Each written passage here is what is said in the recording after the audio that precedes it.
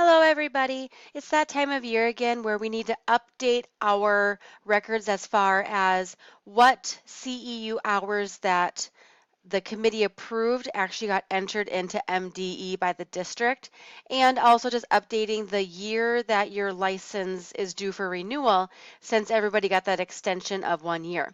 So this is the website that you're going to go to, and the link to this is in the email I just sent you along with this recording.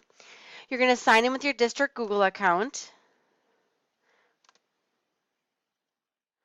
And what it's going to do is going to go right to your My License account. What I want you to do for me is take a screenshot, please, of this and send it to me. This is going to help me understand what your updated expiration date is. And then if you could also just go ahead and view my clock hours, I need a screenshot of the mandatory requirements and which ones are a yes and which one are still a no.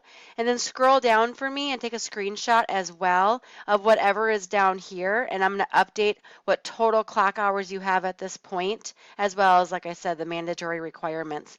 And then I'm going to get everything updated, whatnot.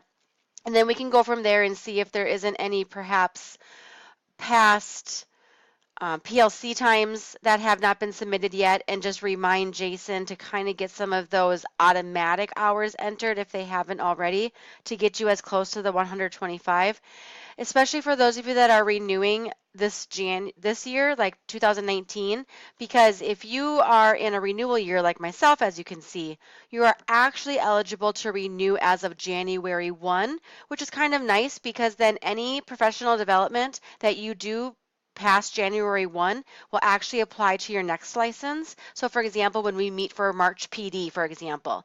So if you could just send me those three things, one again being the screenshot of your expiration date and the licenses you hold, and then also the view my clock hours, the mandatory requirements, and then also a screenshot of how many hours you're at right now.